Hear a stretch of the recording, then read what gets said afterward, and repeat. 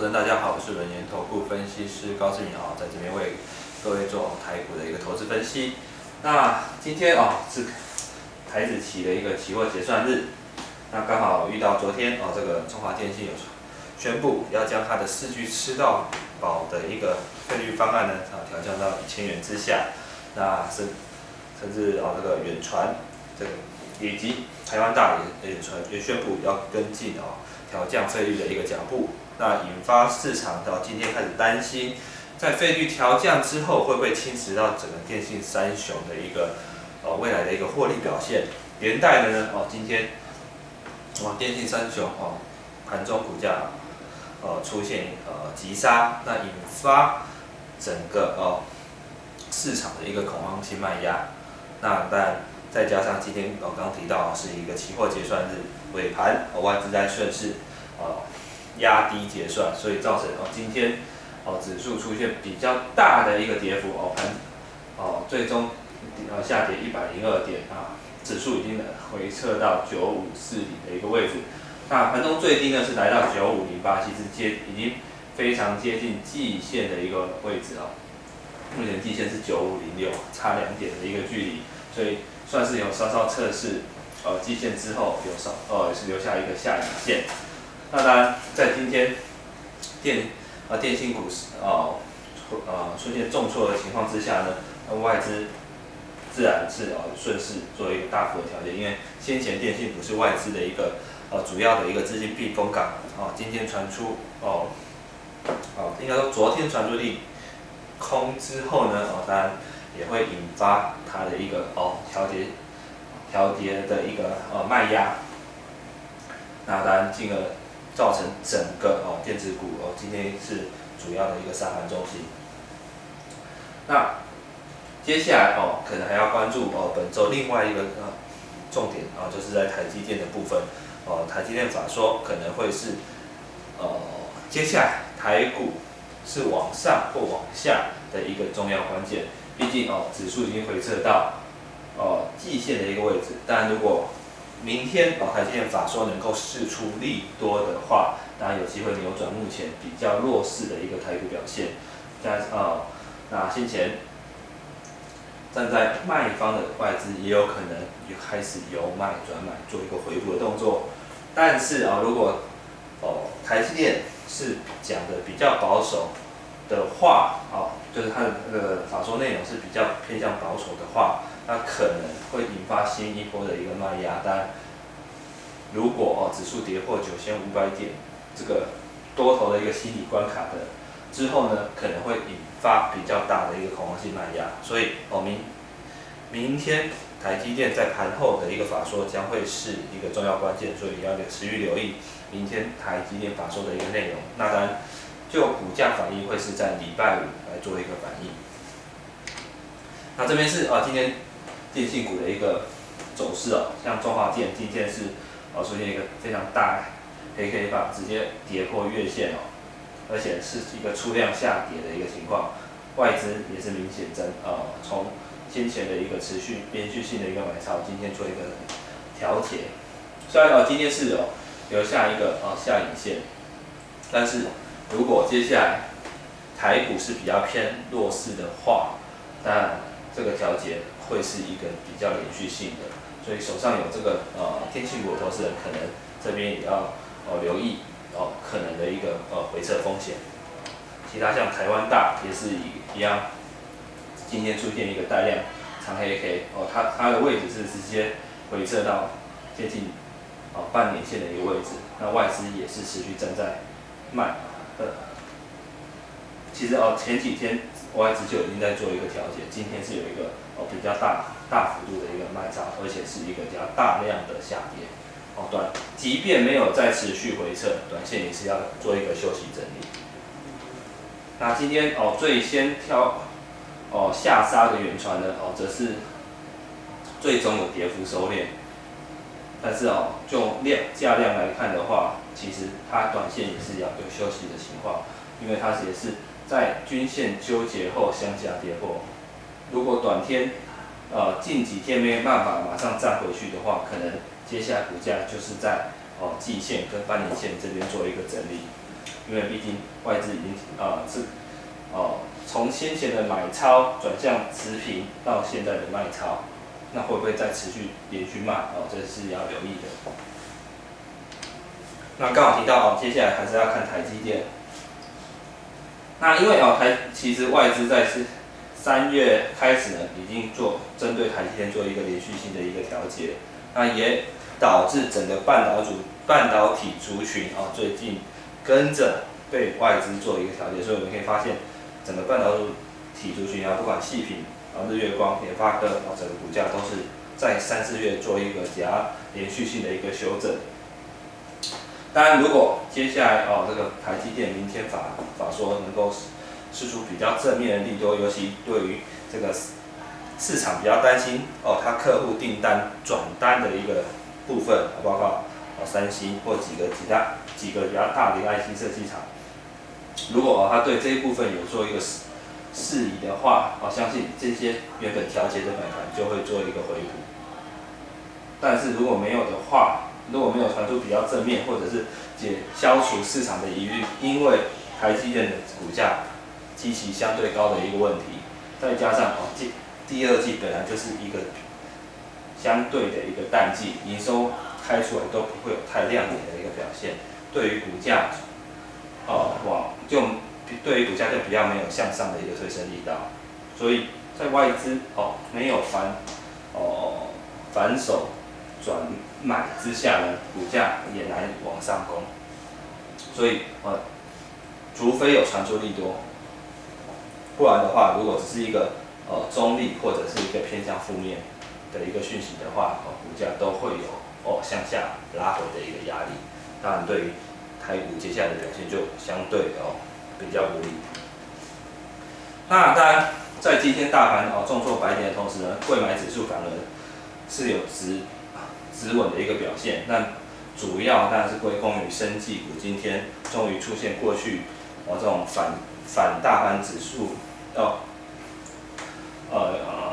就是大盘跌，它股价能够逆势上涨的一个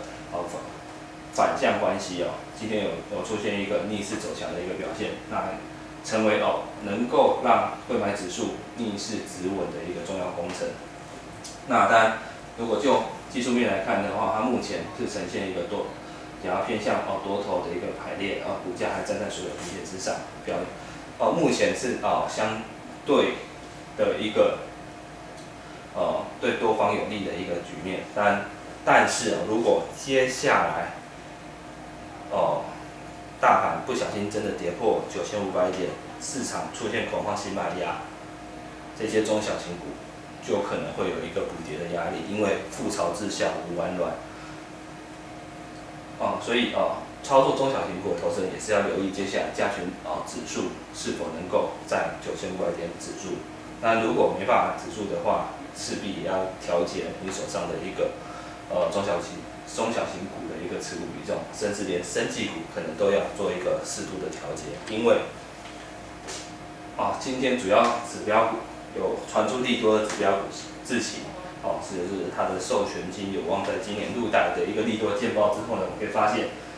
它股价虽然是有上涨的，但是成交量并没有很明显的放大，而且今天股价没有攻上涨停。照理讲，那么大的一个期待那么久的一个利多终于出来了，应该股价要攻上涨停，才比较有要往上攻的一个气势。但是今天只是上涨4.5%，我觉得整个表现是不如其他生技股来的强，所以能不能带动整个生技族群续攻，这还有待观察，因为指标股不够强。通常生技股是会有一个比较效应，那尤其在传出利多的指标股都没办法出现涨停的话，其他个股可能都是只是技术面的一个个股表现，并不是整个族群的一个上涨。所以生技股操作上建议还是以短进短出，短线有获利最好还是要先落袋为安，会比较安全。那看到三大法人部分今天外资是大卖了216亿，当然三大法人都全部都是站在卖方。那主要要注意的是，在期货部分，虽然今天是期货结算，但是它今天在大跌白跌的同时，是加空了9600口，毕竟万口的一个水位，所以如果我们看今天的现货卖216亿，期货是追空了9683口，显见它在期现货今天是大部空，就是呈现是一个大卖台股的一个情况，所以对短线台股的表现是比较不利的，除非刚提到台积电的法说能够释出非常正面的讯息，扭转外资目前整个比较偏空的一个操作，才有利台股能够止稳向上，不然的话，短线台股都有可能是做一个盘整或向下修正的一个情况。那比较好的是说在今天追空近万口之下呢，未平仓是只有4088口，显见它先前元月的期货流仓是多单，所以在今天加空近万口之后呢，整个未平仓才4088口，所以就中长线来讲的话，它的期货留单的一个讯号算是比较中性偏空，还没有非常看空的一个表现。当然重要关键其实还是在明天台积电法说。如果明天台积电法说后，外资是加空的，那当然就比较不利。所以这几天外资的方向还有台积电法说的一个情况，将会是影响接下来台股多空非常重要的一个关键。那短线在外资持续从电子股撤出的同时呢，它资金是持续转往这个塑化、金融等传产股，尤其今天整个电信股过去的一个避风港出现一个比较大的利空来讲的话，将会加速它资金出电子转传产的一个速度。那像是已经有公布自己财报的台塑四宝，今年首季都是出现亏转盈的一个表现，其中南亚第一季 EPS 达到1元的一个水准，算是四宝中表现最好的。所以我们看到近年来外资是非常积极的做一个买超，但是其实股价并没有非常大的涨幅，所以随着资金持续往这一块这个族群流入之下呢，它的股价应该有机会逐步的止稳向上，甚至挑战前高都有可能，因为市场会持续关注外资最近在买什么股票。那当然这个非常明显，基期又低，然后又外资买超，接下来第二季、第三季都有机会获利，都有机会逐季走强，那就成为推升它股价向上非常重要的一个力量。当然塑化股也可以留意1312的国桥它算是这一波攻势比较强的一个二线塑化股。那同样是有看到外资买超的迹象。那只要这个指标股能够持续双高，相信可以持续吸引资金往这个族群做一个流进，除非指标股出现一个爆量高档爆量黑 K， 可能是短线休息的讯号，不然的话，我认为这个塑化族群会是短线上操作上比较安全的一个族群。甚至1314的中石化最近在外资买盘的进驻之下呢，也有开始重新转强表态，也即将要突破前高。但突破之后呢，一定会有吸引比较技术面的一个追价买盘。这些个股投资人都可以留意。另外一个族群呢，则是金融股的部分。最近这种寿险相关的这个低基期的金融股有慢慢转强的一个迹象，因为毕竟他们有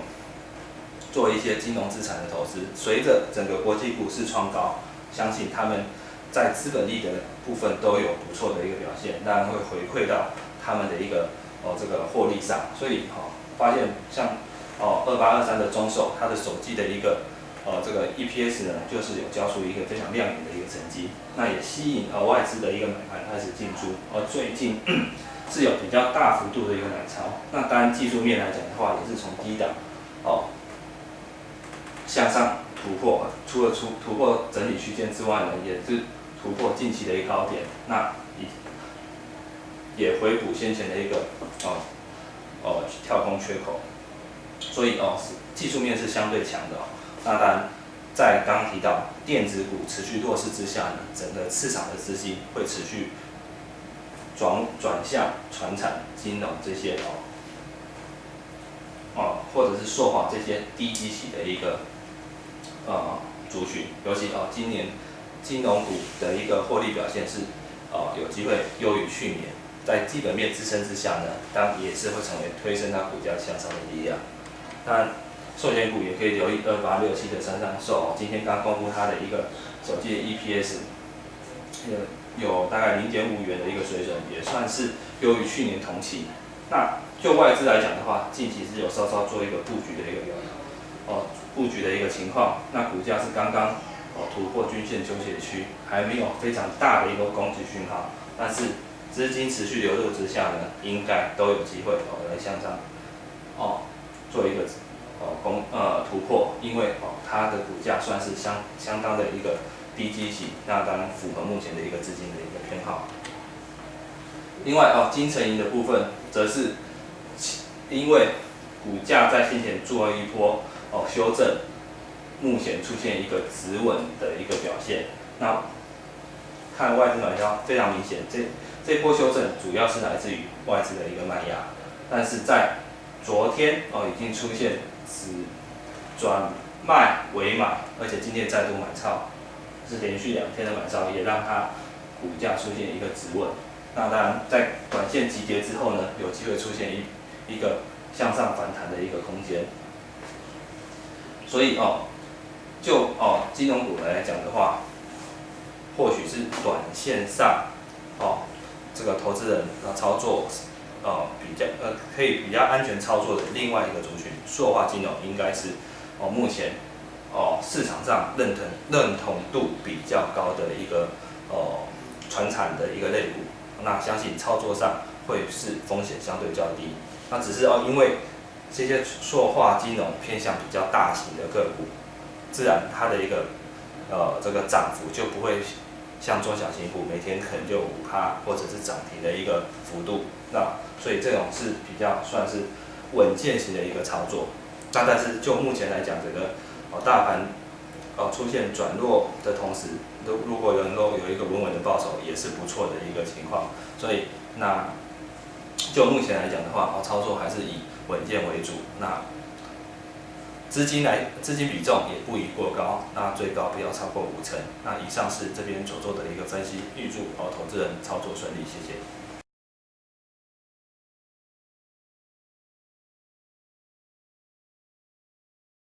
本公司以往之绩效不保证未来获利，且与所推荐分析之个别有价证券无不当之财务利益关系。本节目资料仅供参考，投资人应独立判断、审慎评估并自负投资风险。